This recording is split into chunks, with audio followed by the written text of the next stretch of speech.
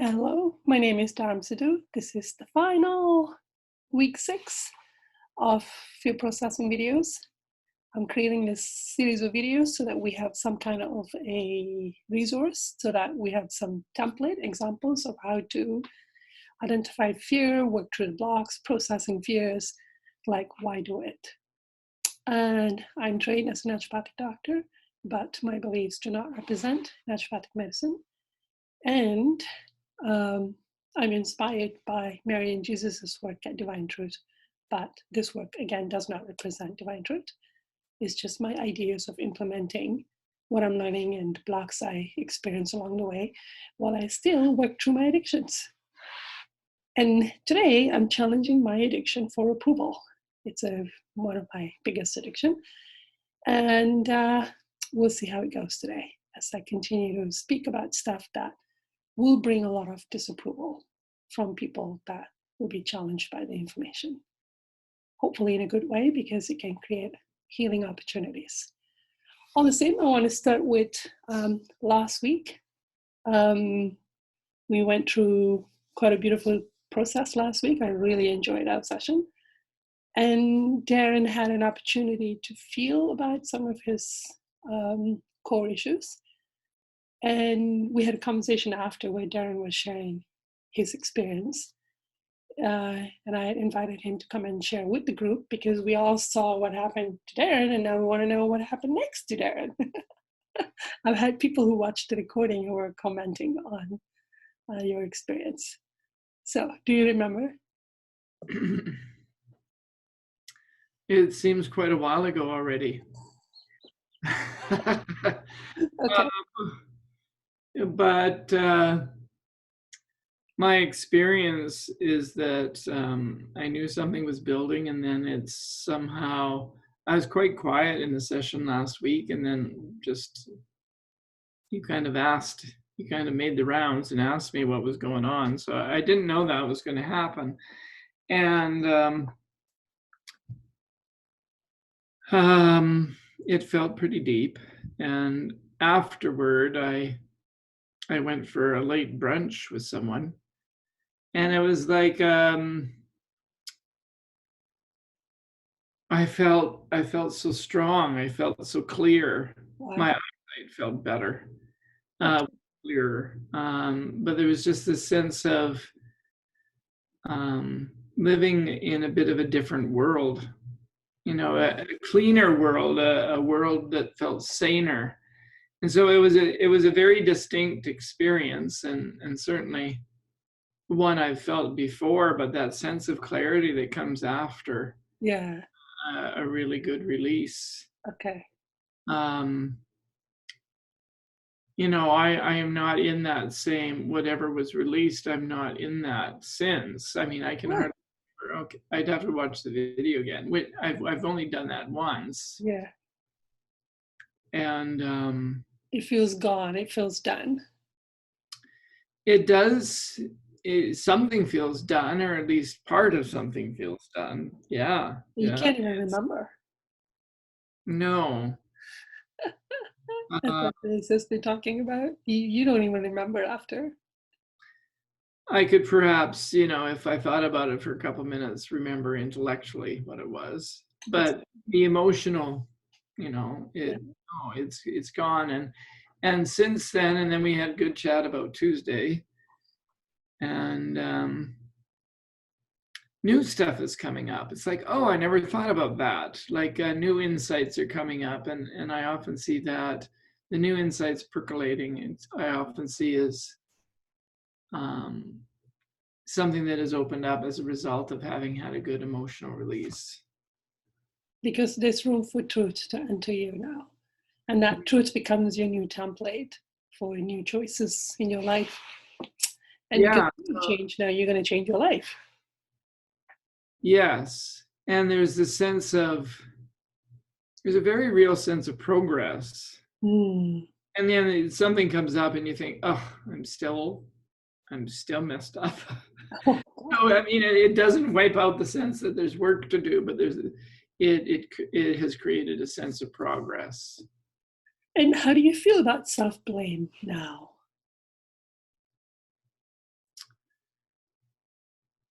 Um,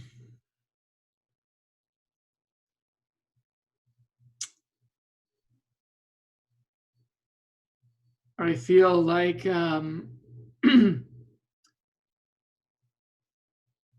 good deal of it might be gone, but it's kind of like, oh, I can see that coming. I can maybe head it off at the pass now. Got it. More sensitive to it. You know, it's like, Yeah. oh, there comes that. You And know, I'm not going to do that my this time. awareness about it will be, and Right. my ability to stand, my ability to create a different pattern of behavior. Yeah. That's lovely. Okay. Well, that wasn't too bad, right, for all the viewers? I mean, when he's in the pain, he's in the pain. You feel like this is a lot of pain. I can't cope with this. And yet, you know, when it's done, and then you benefit forever. That's Yes. And new avenues for progress open up. Yeah. New avenues. Thank you. You're welcome. Thank you. So, what's everyone's feelings? I'm definitely putting off what I want to talk about because I'm too afraid. So here I am making excuses. But what's everyone's feeling about what you have? What are your experiences or choices about processing fear in this past 5 weeks?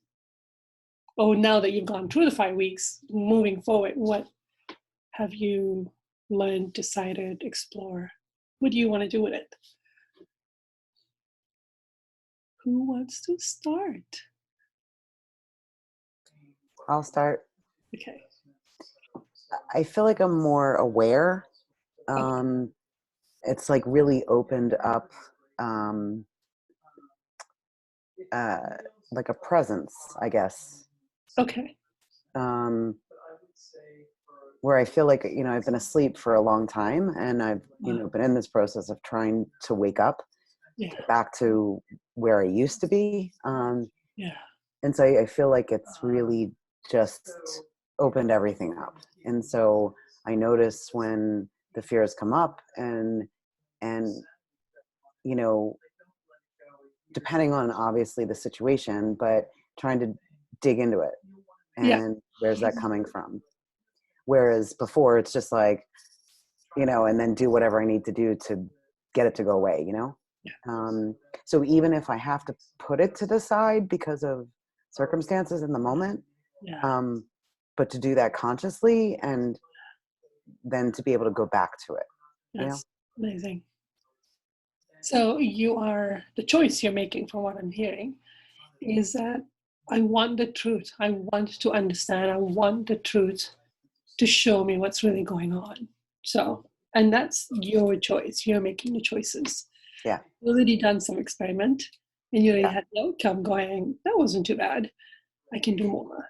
Yeah, and the other thing that has sort of shifted for me, well, is first of all an understanding that I've lived my entire life trying to avoid fear, but many relationships were built around that, and sort of an intolerance. I feel a little bit of an intolerance, like I feel like somebody is going to come back into my life, and our relationship was really built on the premise of, you know, those fears. And if that relationship were to come back, I have thought that I might be intolerant if Mhm. she hasn't done the work that she needs to do to Mhm. move forward. You know what I mean? Yeah, absolutely. Yeah. Once you see that somebody's living in fear, you can't accept, you can't join them in that fear anymore. Yeah. You can't. Yeah, it feels intolerable. Absolutely. Yeah. And you want to tell them that's a fear you're in, and I can't join you in it. And if you remember yourself, you're going to get angry. You're like, no, it's your job to make it better. I'm not afraid. Yeah. Okay, thank Yeah. you. Thank you. Yeah. Okay, others? Casey? I think it's gotten easier uh, being able to just have a weekly like check-in. Like just a little bit backstory for those that don't know me very well. Dharm, you and I have been working on fear for a long time with me. It's been, I would say, probably 3 to 4 years. And when I first started working with you, I was in denial. I don't have fear. Yeah. I'm not scared. I remember.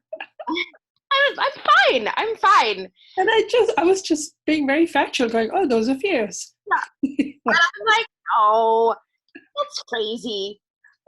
And then, of course, the more I started to examine it, I'm like, holy crap, I'm scared of everything. Yeah. Everything, every little thing, every second. I was constantly living within this panic and anxiety. And that's slowly gotten better. But I found that specifically this 5-week session, having back to back, having various lovely people and going through similar or the same or different things has been really easy to just remind myself, Yes. do this one, tackle this one, tackle this one. Oh, I'll just tackle another one. I'll just feel through this one. And then it leads me on this corkscrew emotional thing. And all of a sudden I'm at the bottom of this corkscrew going, that was not what the emotion or the fear was originally about, but I feel great. I feel different. I feel lighter. Move on to the next one. Okay. It's just become a strategy. It's just become a thing. And what you just pointed out, what you think the fear is about is usually not. Just process the fear. Just do it dumbly. You have no idea where it's going to take you. And you'll find out. Yeah. And having the 5 weeks, it's like, oh, I'm going to survive it. Yes. Yes. I'm watching everybody else do it too. Oh, she's still alive. He's still alive. We're all good. We're here. Okay. Not only that, some of us, actually, all of us are looking a lot brighter. Better. Yeah. There's more vitality in all of us. Yeah. Yeah, there's more alive. There's just excitement now in all of us. Okay. And usually when you're releasing fear, like I'm releasing fear, I'm shaking, and then it stops. Something just stops. And then I'll sit there going, uh-oh, here it comes. Whatever the fear is about will now express itself. And then this grief will come up, or some other emotion, or some memories. And then I will know what this was always all about. Sometimes I'm shaking for years before I realize what the issue was about. And right now I am fighting the good fight of avoiding feeling hopelessness. Resistance is futile, but I'll put my 2 cents in it. I'm not going to feel hopeless. And my whole personality has been created in avoiding hopelessness. So it's kind of interesting, trying to surrender to feeling hopelessness. And I think this is a feeling that's under the addiction for approval. So we shall see. But that's really good, Casey. Thank you. Others?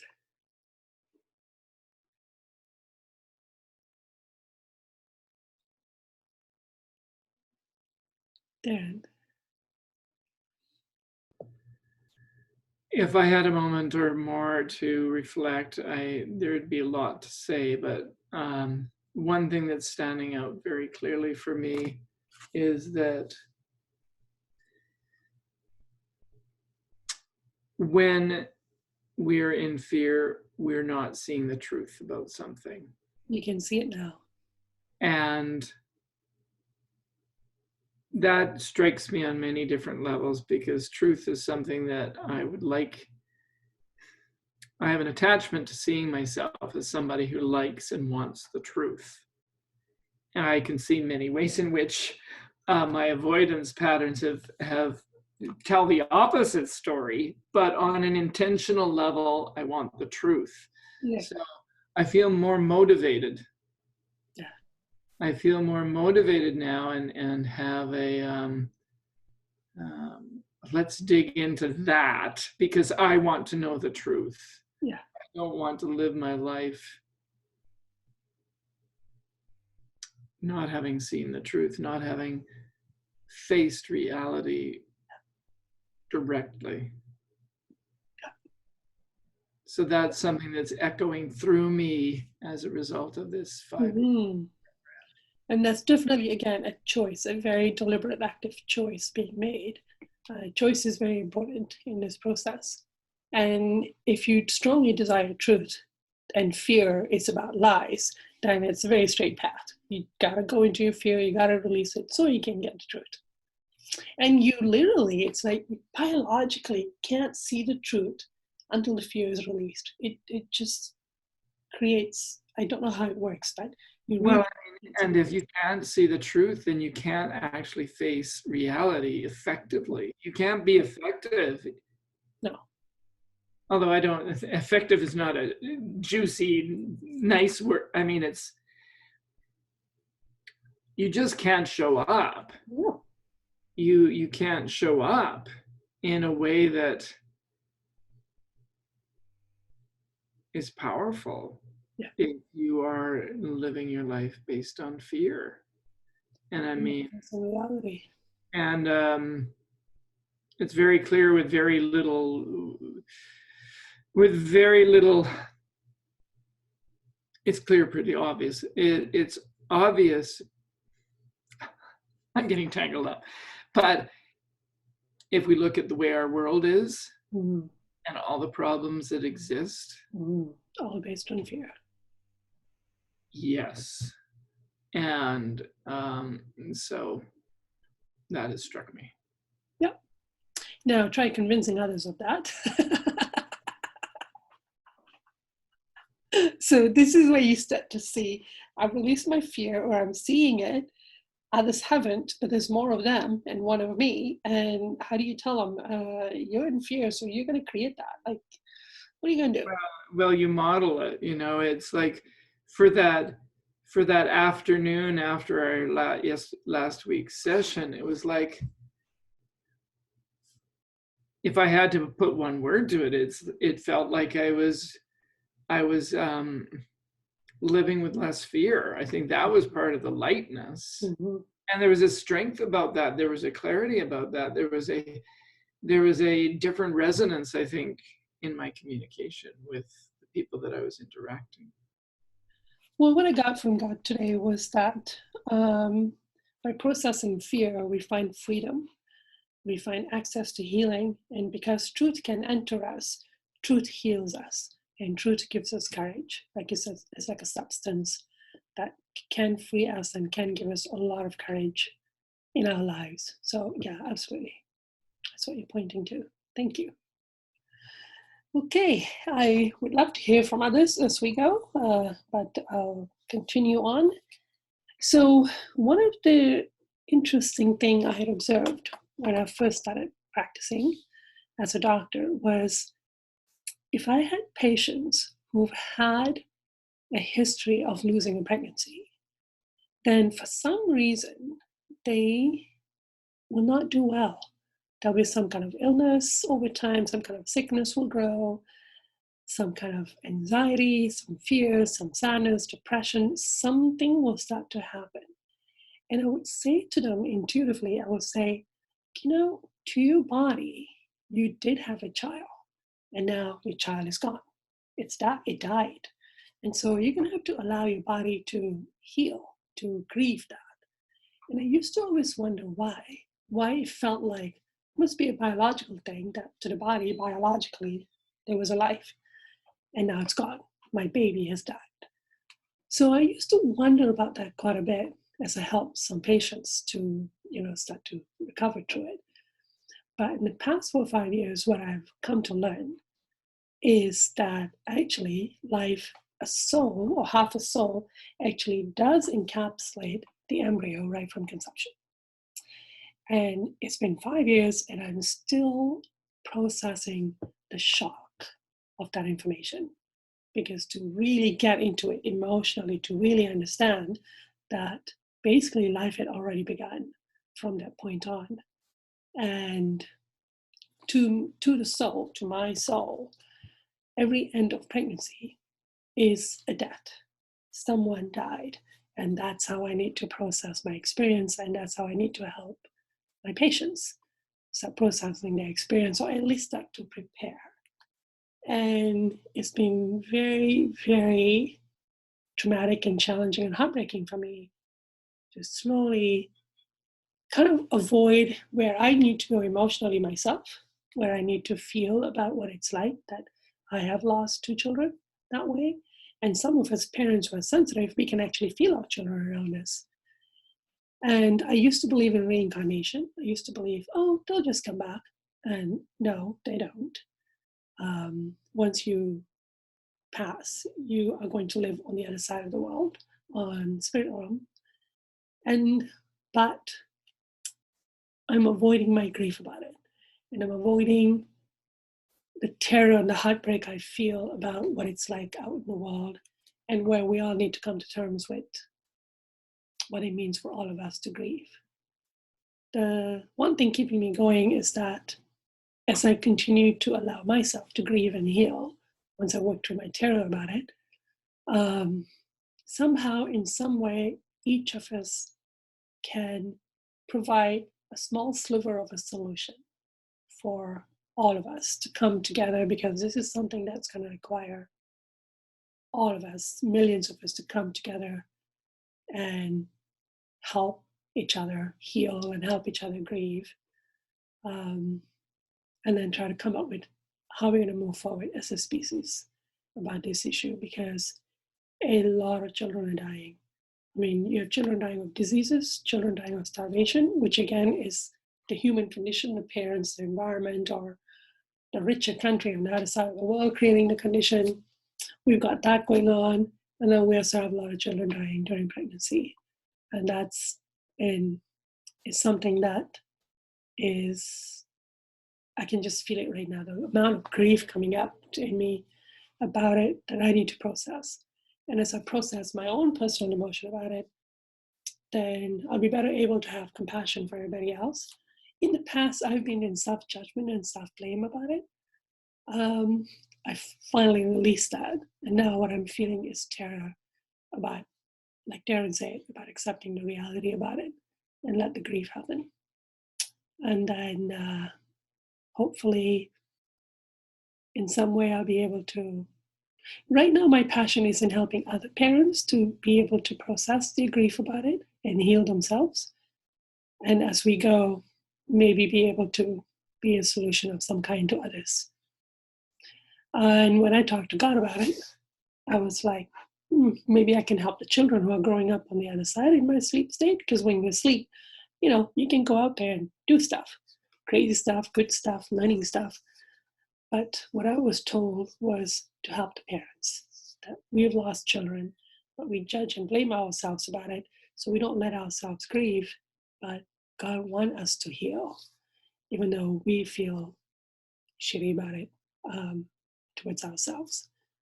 So that's the big thing I've been avoiding for weeks and weeks from coming out and saying out loud, especially as a healthcare professional. It's very hard to say that my feeling is that life has already begun, though I don't agree in suppressing someone's free will. People have free will. They're allowed to choose, and that we should allow that with no judgments, no blame.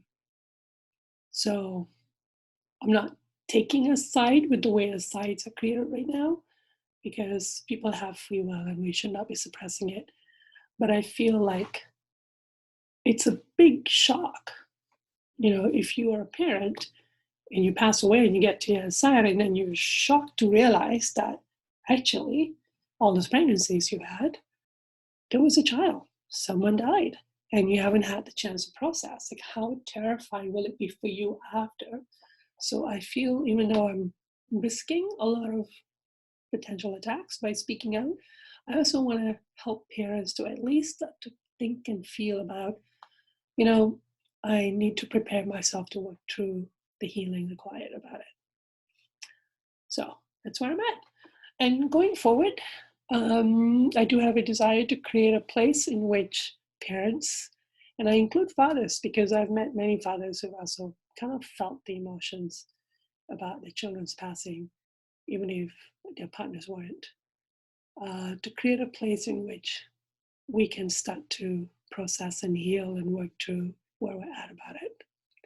and especially to stop the self-attack and self-blame that we do.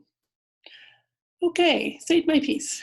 Any comments, brief comments anyone have before we move on? No, we good? Okay, thank you.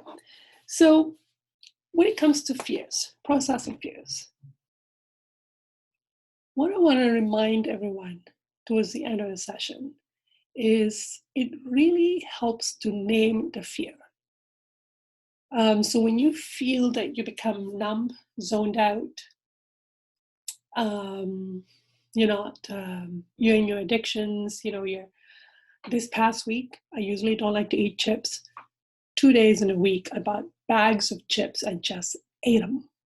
I could feel I was angry, and I was like, I'm eating these chips. And it's not even my thing. I don't even like potato chips. And here I am going through the bags. So it was a clear idea that something is going on. And it really helps to name the fear. So even if you just take a piece of paper and just start to journal, I really don't want to feel something. What I did was I went into a tantrum. I kept walking up and down saying, I will not feel this issue.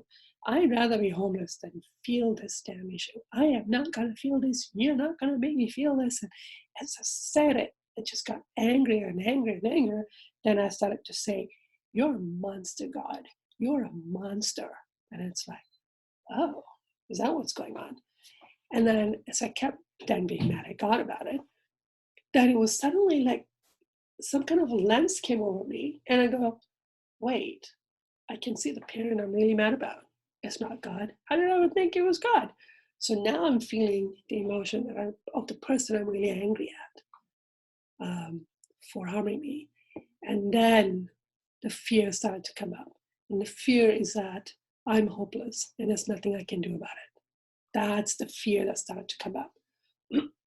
So it really helps to name the fear. It could be the fear that usually it's something in your environment that's going on that makes you shut down. I'm really terrified that I had a fight with someone and I'm going to lose that person. Or usually it's a list. I have like 5 or 6 of them. That economy is failing and I lose my job and never find another one. Like name the fear. And then you can start to process it.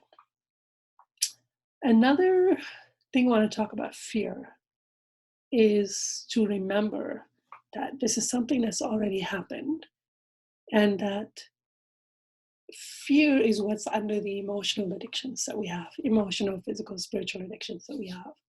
So even though you're feeling fear and you're going, why am I feeling so much fear? And what is this about? And is this a waste of time? I remind myself that whatever it is, I'm not engaging in addiction about it. And that's something I'm very passionate about. I got to stop my addictions. So with every fear you're working through, you're releasing some kind of addiction. And when you release addiction, you are not creating more pain for yourself in your life. So that really, really helps to process your fear. Because a lot of the pain we're in right now in our lives is due to the addictions. So you drop into the fear, you release the fear, you're not engaging addictions. And when you're releasing your fear, you don't have to know what it's about, as in what the childhood cause emotion is that's creating the fear. But the memories will come as you connect to the emotion. And every fear represents a lie. So another fun thing I like to do is I'll pick a fear. So I have a fear of feeling hopeless. I don't want to remember this hopelessness. I'm terrified of feeling hopelessness. And I'll say, okay, God, this is my feeling. And I believe this fear. I'm in the fear believing I am hopeless and I really can't come out of it. I want to stay in it so I can get rid of it, but I really believe it. So then I'll say, okay, God, what's your truth about it? Because it gives me some kind of a direction that, like, it really helps to give truth to yourself. I'm feeling hopeless. I have to release it. And what's God's truth about hopelessness? And sometimes I'll receive answers and I'll write them down.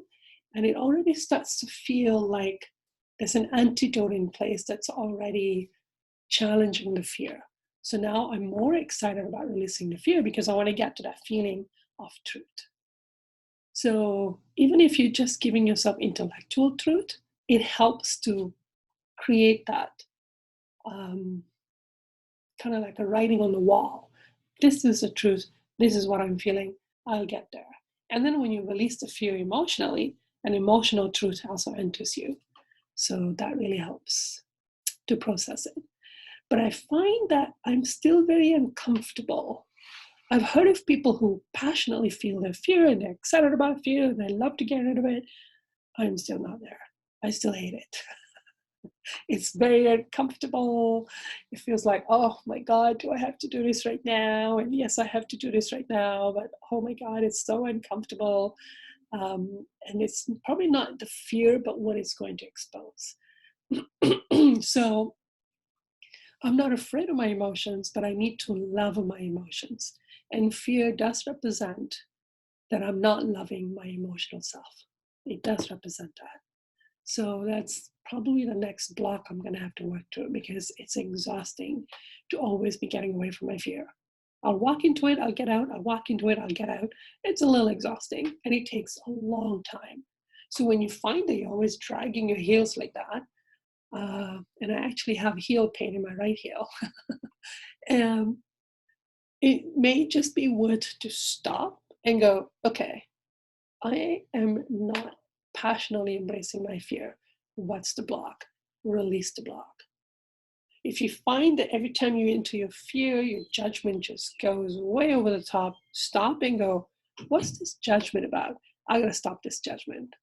I gotta stop, as in release the judgment piece. And sometimes I find that the block itself was the bigger emotion to work through and not the fear. So when I started to work through judgment, I realized that a whole bunch of my traumas were based around judgment. And that was where I needed to go. So those are some clues. If you have questions to remind me, how do you know something is a causal emotion? Darren is asking. What I've learned recently from Mary and Jesus is they're like, don't even care if it's causal or not. Just keep going. Have the tantrum, feel the fear, release everything along the way. And at some point, you're in the child's emotion, which is probably like the bottom layer. It's like that's the end of the process. If you stay in a tantrum too long, then you know you're avoiding something.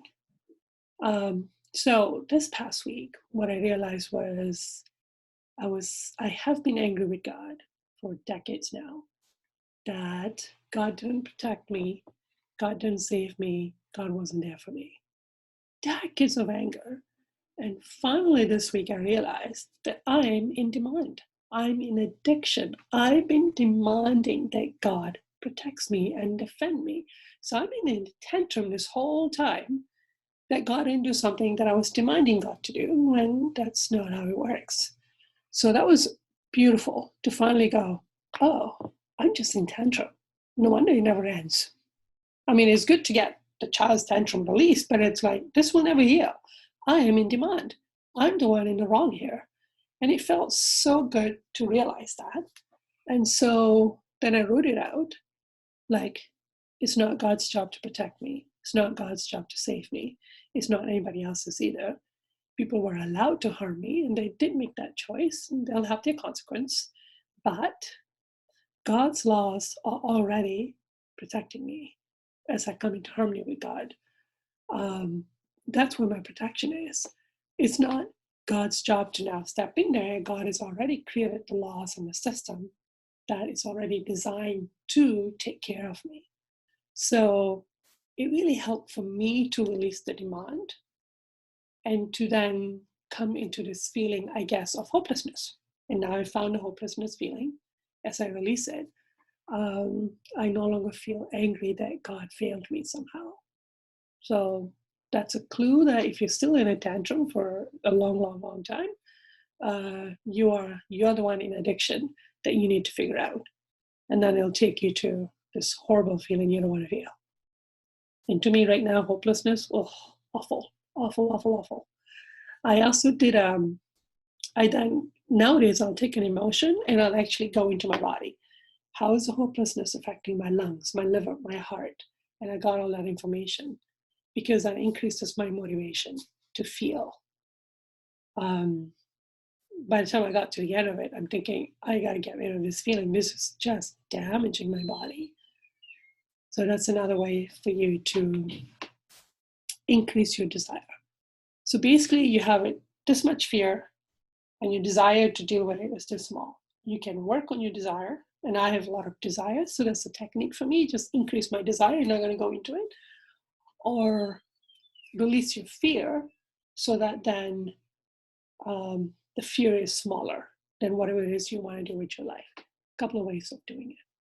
But I usually go for desire. I ask for truth. How is this actually affecting me? How is this affecting my family? What's the real price I'm paying for living in this fear? Show me the true cost. Now you're going to get really passionate that I got to get rid of this feeling. Whew, long talk. So, comments? Questions?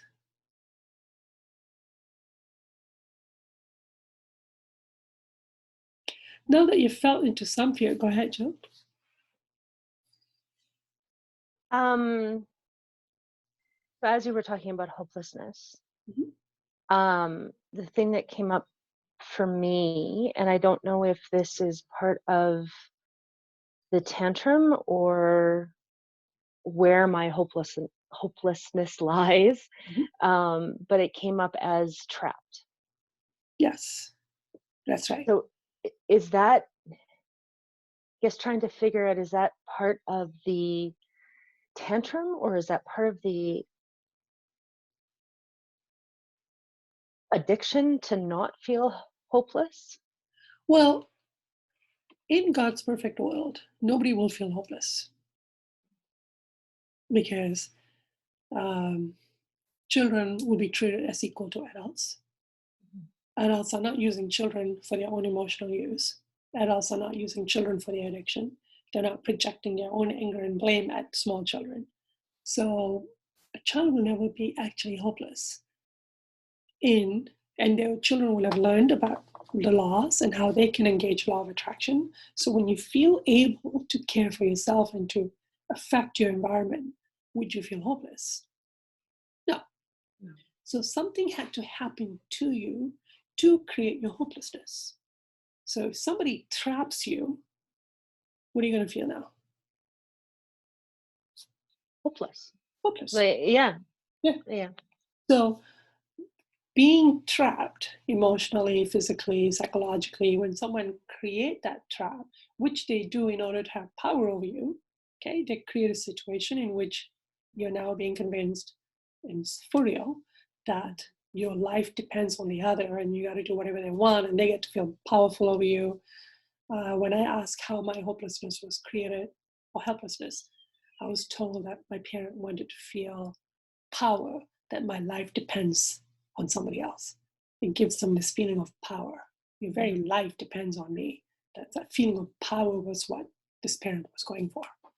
So, of course, then a parent has to create a terrible situation for me in order to create that imbalance. So I was physically trapped. Now, because I'm trapped and I can't process it, I am hopeless. So it comes together. So if you let yourself experience what it's like to be trapped, to process it, then the feeling is going to be released. Or if you're going to feel hopeless, then you're going to remember the situation that created it, which for you was being trapped. Come together. So I think they come hand in hand. Yeah. Thank you. Others? Nita, you're very quiet today. You're usually very quiet, but yeah. Oh yeah, and this today I came into the emotion like about how I do not want to. Yeah. I would say I don't want to. I don't want to. I don't want to. Okay. I don't want to feel. Yeah. Yeah. And yet when you say that, you feel very soft, you feel real, you're feeling honest. Yeah. Like it's actually opening you to feeling, which is kind of interesting. So, okay. Yeah. Thank you. Thank you. Okay. Sujikta, any comments? You're new to all of this. So how are you doing with processing fear and your ideas? Everything is new, just like Wendy, everything is new. Yeah, I'm just really thankful for all the tools that you've given me during this whole seminar, because I used to get the advice of just like, you have to feel through your pain in order to get rid of it, but with no like actual steps for how you do that. I'm like, well, living my day-to-day life, I can't stop and just like feel all this grief in the middle of it. So like feeling like through all these steps and like allowing for that all to come up has been huge for me. So thank you for that. Being part of this group has also helped immensely, because like I see myself in every one of you and your stories. And to have that verbalized, when through a lot of my life I've felt like I've been kind of stumbling in the dark, trying to find words for what it is I'm feeling. But everyone here is so eloquent about what they're dealing with. It really helps me in turn, put words to that. So thank you to all of you. It's been absolutely so wonderful. Yeah. Everyone's contribution has been just mind-blowing, over the top. I just enjoy it. But Sujikta, going forward, is there any particular fear you want to work through, or where you at with, or some blocks you've connected to that you need to work through about feeling fear? The big one is feeling afraid of feeling rage at my mom, who is my main abuser. Perfect. Yeah. Because that's not where I want to be. I want to feel compassion and I want to forgive her, because I still do have love for her because she's my mom. I always will have some sort of love, but I also cannot feel safe in that relationship. So I need to like honor that part and honor that rage that I'm feeling about it. It's tough to make time to do that sometimes, because again, I feel like I'm just gonna like it'll start and never stop. Yeah, this will never end. Okay, that is one of the emotion you'll have. Yeah. Not true, but that is one of the emotion. The hopelessness I feel right now is that it will never end. It'll never end. I will go insane. I will die from this. One of the three. But just stay with really clarifying. I'm afraid to feel the child's rage, because this is not your rage. The child already has rage that somebody else created for her. Okay, she didn't create a situation, and now the child needs to heal. She's stuck in this rage, and it's very uncomfortable. I need to allow her to heal. So I'm afraid to feel rage about my mother because. So just stay in that. Just make a list, get clear on all the reason of why you're afraid. Really clarify and expand that fear. And then start processing each fear. And I'll open it up. So you don't have to go into the rage yet. Just feel about, I'm terrified of feeling this because. And get as many of those reasons out on paper. And just with that, you'll start to process some of them already. Absolutely. I've also found that like behind lots of these bigger emotions that I'm having, it's always like a base of fear or sadness, underneath it, even though it may, So this has helped a lot with that. Thank you. Thank you. Others? Grace is not well. Don't know if you're able to talk. How are you doing today? Getting better? Yeah. Okay. I think Grace and I are guessing that she connected to something when she was an infant, and that even the sickness was something that she as a child needed to go through. So it's probably even the child sickness that's coming out now, finally being able to be processed. That's what we're guessing. We can just go with it and see what happens. Okay. So lots of tools in this group that everyone have learned, and keep asking for truth about what is the truth about my fear. why I should release my fear. And I would say actually just keep working through your blocks. I don't want to feel fear because I'm weak, I'm a coward, someone will reject me, people will laugh at me. Or maybe for me, it's like, it's painful. Oh, I don't like the pain. Maybe that's my addiction. That is uncomfortable and I have an addiction for comfort. Maybe that's what it is. But keep working through your blocks, because by the time you finish your block, when the fear comes, you just go in it. You're just like, oh, I'm shaking. Okay. The next thing you know, you're going, it's been 5 hours, I'm still shaking. Huh. And sometimes it's your belly that's shaking. Sometimes it's your head. 2 nights ago, my foot would cramp. And usually when it starts to cramp, I will stand and try to straighten it out. That's what you do with a cramp. And this time I said, that's terror.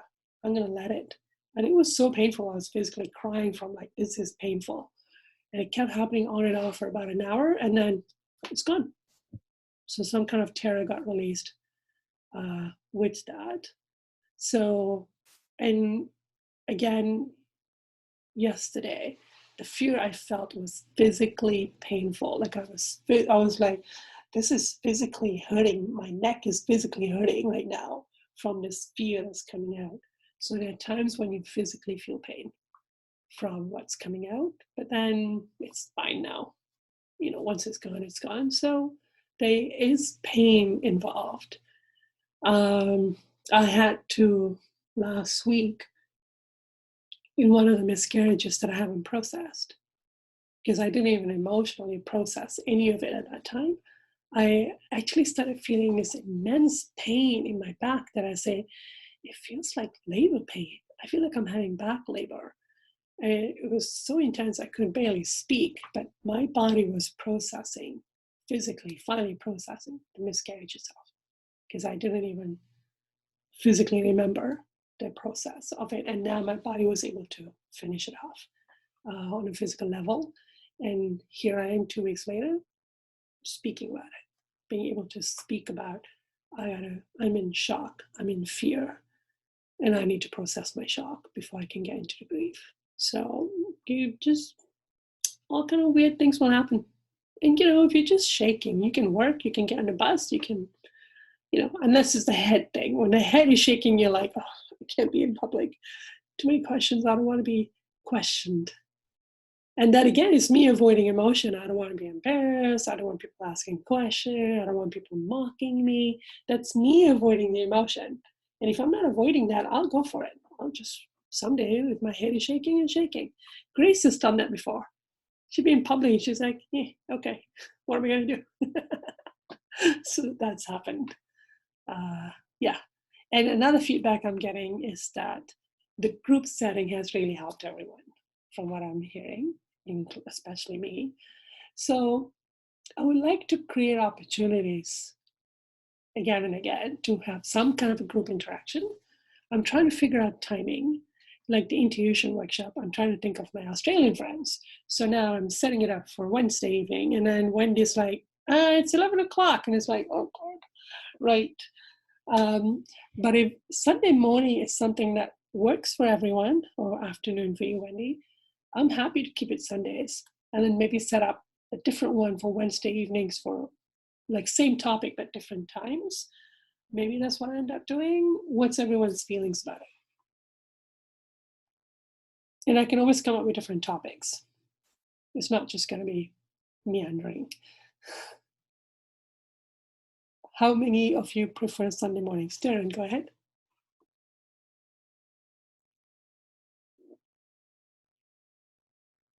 I would certainly see value in something that's ongoing, kind of like a, and rather than a support group, an encouragement group, or, you know, where, yeah, there's some kind of format that you have, but in some ways it's more about creating a team to continue to do this work, to support and be supported. And to create a database. Being interested in something like that for sure. Sure. Yeah, and to create a database for others, because this is now a public resource for others to read, to watch, to learn from. Because I don't want to keep talking about the same thing again and again. I do have that. And I also find that once we process through something, we actually grow to the next level. And now we're expanding on different topics. So I can see a few people interested in Sunday mornings. Anita, what works for you? Your evening there. Yeah, it's evening now, so yeah, that's okay. This is okay. Then Yeah. that early morning, you used to be up at 4 in the morning or something, 5 in the morning. Yeah, 5. Yeah, it was 5 o'clock. I prefer that because when I wake up, I'm more emotional than in the evening because I want to go to sleep soon. Yeah. Okay. Yeah, but whatever. What's creating... best for the majority? I'll go with that. You're pretty dedicated, Nita. Good on you. I may try creating 2 different times and then see which works for whom. I do want to do another one on addiction again. I don't have to do it too soon. We did it last year, but I didn't record it I didn't make it public because I wanted to test it out and see how comfortable we feel sharing. So that one has been recorded, but not shared in public because that's what I promised. I do want to go back to the addiction topic, maybe in the fall, and create a database on how to work with addictions. It's my favorite topic now. But coming up, I want to do the intuition. I love that topic. We can all get to practice our intuition. But maybe, like Wendy has suggested, I should go ahead and do one for Sundays. I just set up the dates, put them on, see what people register for, what people want, and then play with it.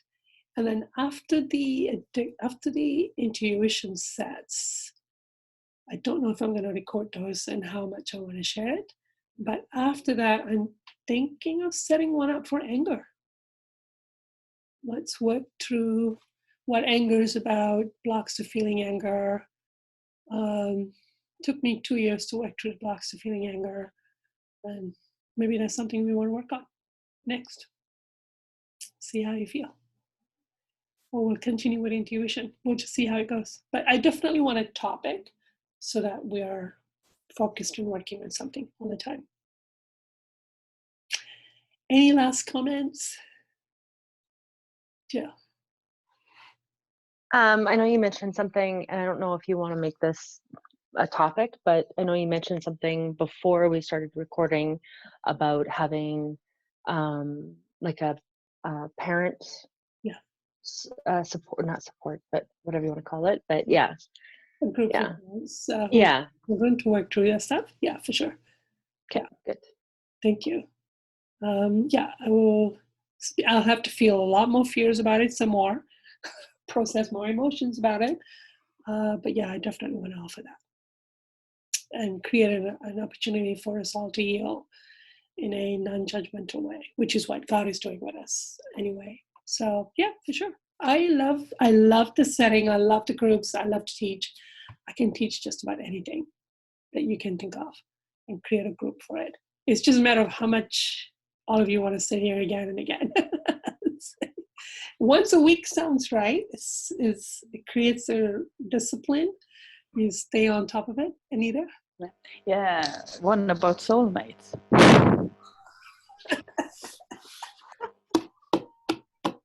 If all of you here want to process your emotion and start sharing that, sure. I'm very undeveloped about that. Yeah, me too. But you know what? We could create a discussion to actually, you know what? Okay, I can see the value of that. We're all in terrible places when it comes to soulmates, emotionally, I think. And so if we start to discuss it and then start making a list of our blocks, like I'm blocked because here are my demands, here are my addictions, that could help. Actually, that could help so that I haven't processed a lot about it, but then it'll help to create that framework. How do you even start the topic? Okay, thank you. Yeah, I'm definitely avoiding. It's like, nah, we've never suggested it. Someday when I figured it all out. Okay, thank you. So next intuition one starts in about 3 weeks, I think, but I will go ahead and set up a Sunday one as well. So this way you can decide, and I can decide which one has more days, or if I want to go ahead and do both twice a week, and we'll take it from there. So this Fear seminar has gone beyond my expectation. I just wanted to share my material. I didn't expect people to come along and actually start doing it. So thank you, all of you, for actually choosing to act and choosing to process and experiment. Good on you. And keep going back to the recordings and see if you get more material, more deeper insights about it. So thank you so much. It's been an absolute pleasure. Thank you, Yes. Dharm. See you guys soon. Thank Okay. you. Thank you. Thank you, Thank Dharm. you so much. Powerful.